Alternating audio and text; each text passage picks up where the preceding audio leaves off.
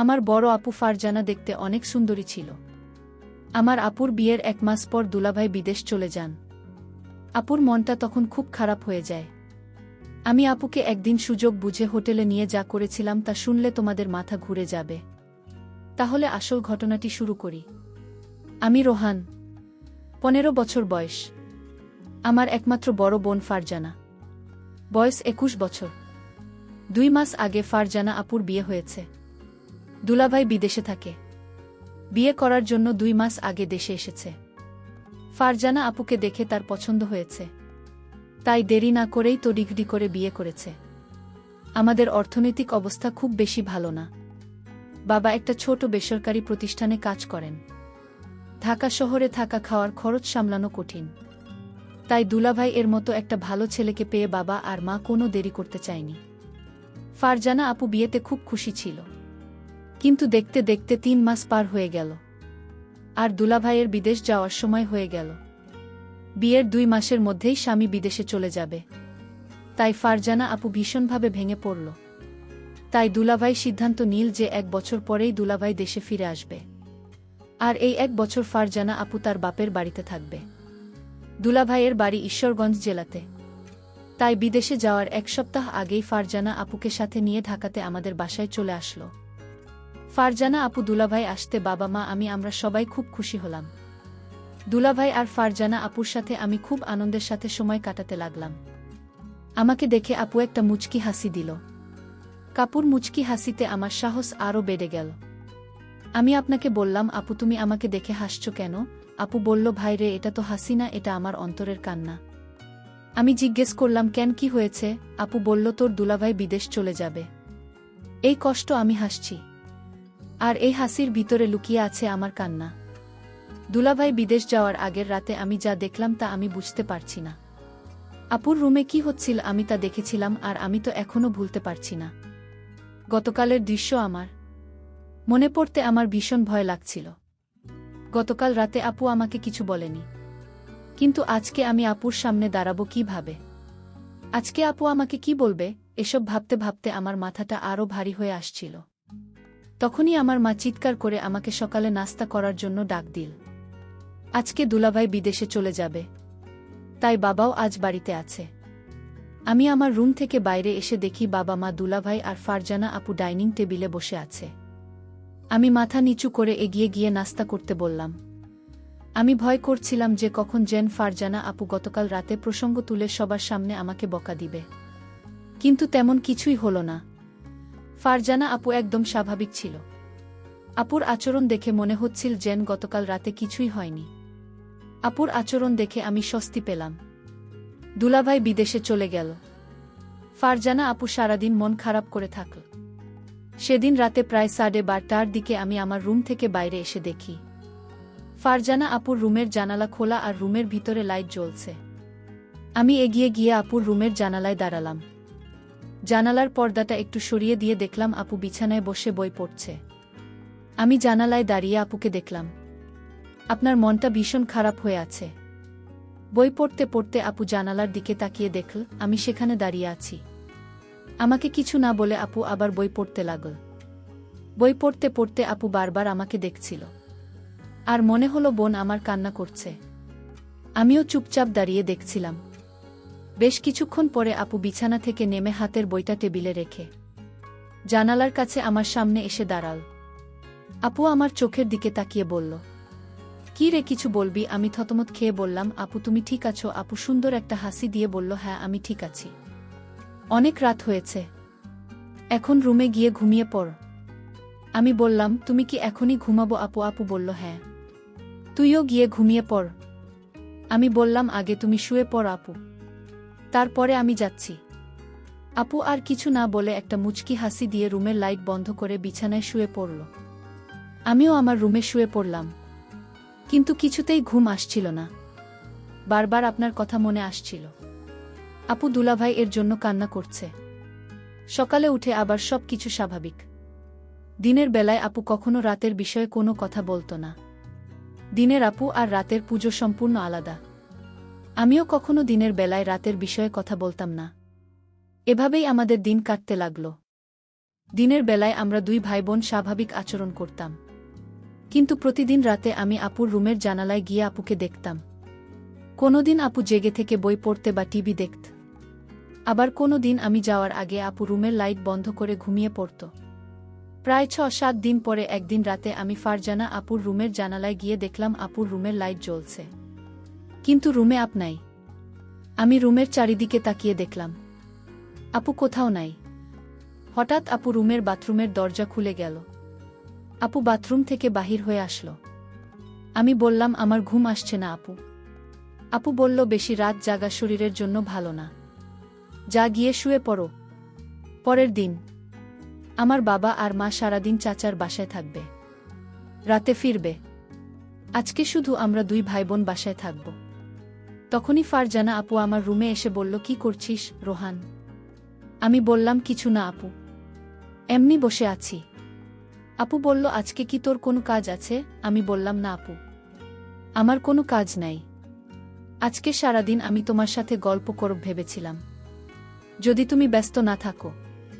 আপু বলল, ও আচ্ছা, তাহলে তুই গোসল করে ফ্রেশ হয়ে আমার রুমে আয়। আমি বললাম ঠিক আছে আপু, আমি গোসল করে তোমার রুমে আসছি। আপু চলে যেতে আমি তাড়াতাড়ি গোসল করে আপুর রুমে গেলাম। আপুর রুমের দরজা খোলা ছিল। আমি আপুর রুমের ভিতরে ঢুকে দেখলাম আপুর রুমে নাই। খেয়াল করলাম আপনি। আমি পাশের রুমে চলে গেলাম, সেখানেও আপু নাই। তাহলে আপু কোথায় গেল? আমার ভীষণ চিন্তা হচ্ছে। হঠাৎ লক্ষ্য করলাম আমার রুমাপর গলার আওয়াজ আসছে, মনে হচ্ছে চিৎকার করছে। আমি অবাক হয়ে গেলাম, কিসের চিৎকার আসছে আমার রুম থেকে।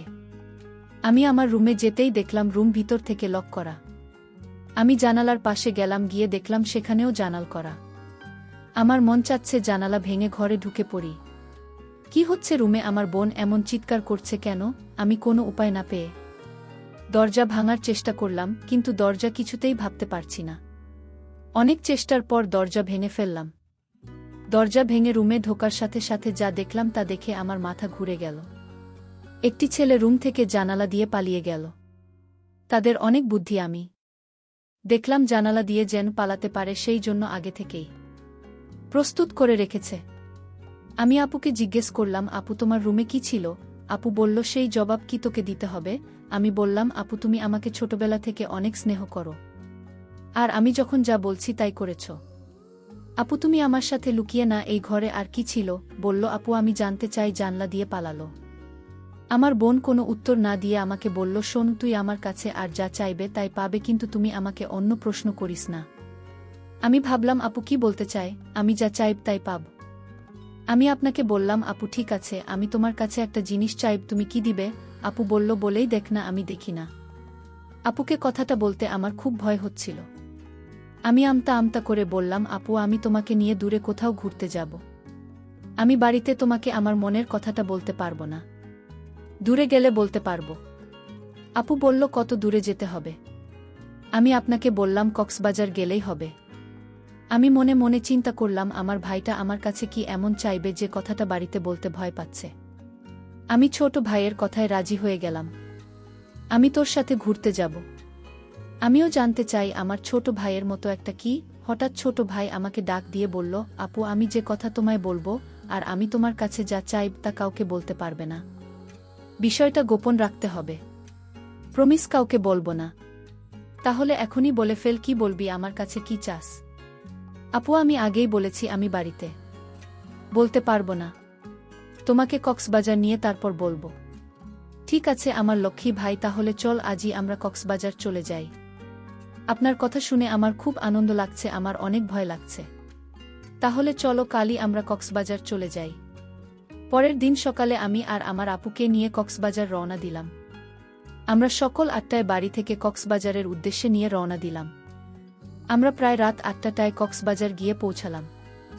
সারাদিন গাড়ির জার্নিতে শরীরটা আমার অনেক ক্লান্ত হয়ে গেছে। আমার চোখের পাতা কিছুতেই খোলা রাখতে পারেনি। আমি ঘুমিয়ে পড়লাম। মানে আমার আপু ঘুমিয়ে গেল। আমি আপনাকে বললাম, আপু কিছু খাবে না? আমি বাহির থেকে খাবার নিয়ে আসি। আপু বলল, না আমি কিছুই খাব না। উত্তর, ইচ্ছে থাকলে তুই হোটেল থেকে খেয়ে নে। আমি বললাম, আপু তোমাকে রেখে আমি কি খাইতে পারবো?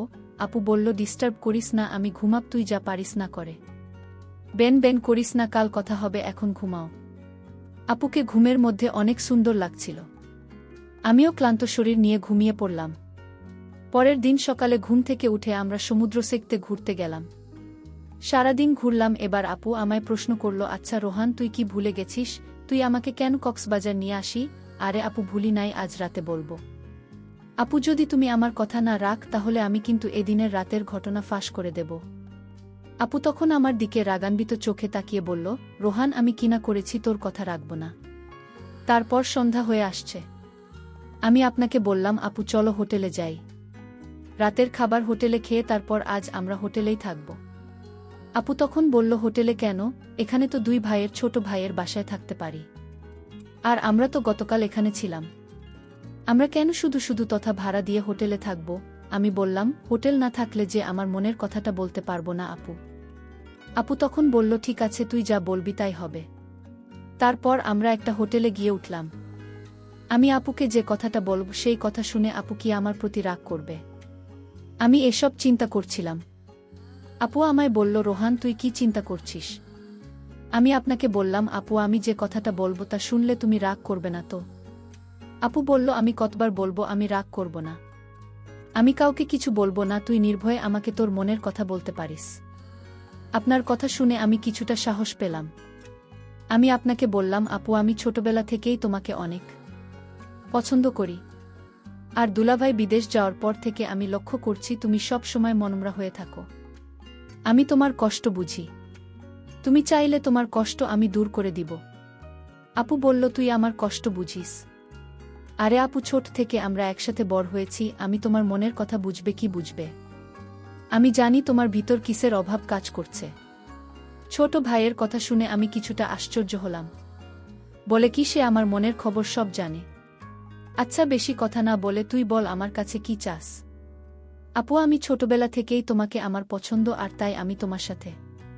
বল, থেমে গেলে কেন? আমার সাথে কি? আপু আসলে আমার বলতে খুব ভয় লাগছে। আরে বাবা, এত ভয় করলে কি চলে, কি বলতে চাস বলে ফেলে। আপু আমার রুম থেকে যে একটা ছেলে পালিয়ে গেছিল সে কি ছিল আপু? আর এও হচ্ছে আমার স্কুল ফ্রেন্ডস। আর তার সাথে তুমি কি করছিলে আপু? আপু বলল, আমি বলতে পারবো না। তুই কি বোকা, কিছুই বুঝিস না? আমি কি করছিলাম তা কি আমার মুখ থেকে শুনতে হবে? হুম আপু, তোমার মুখ থেকে শুনতে চাই।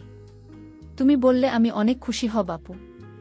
আরে পাগল ছেলে, সেটা কি বলা যায়? সেটা তো বুঝে নিতে হবে। আমি বুঝেছি আপু। তাহলে তো হলোই। আপু আমি যা মনে মনে বুঝে নিলাম তা আমি করতে চাই। ঠিক আছে, আজ আর কোনো কথা নয়, যা হবার কাল হবে। আপুকে বললাম, আপু কাল হবে তো? আমার কথা রাখবে তো? আমি বললাম, আমি কি তোর সাথে মিথ্যা কথা বলেছি? আমারে কি তোর বিশ্বাস হয় না? যদি বিশ্বাস থাকে তাহলে এখন ঘুম, আকাল সব হবে। প্রিয় বন্ধুরা, আজ ব্যস্ততার জন্য গল্পটি শেষ করতে পারলাম না। বাকি ঘটনাটি আগামীকাল আপলোড দেওয়া হবে। সেই পর্যন্ত সবাই ভালো থাকবেন। ধন্যবাদ।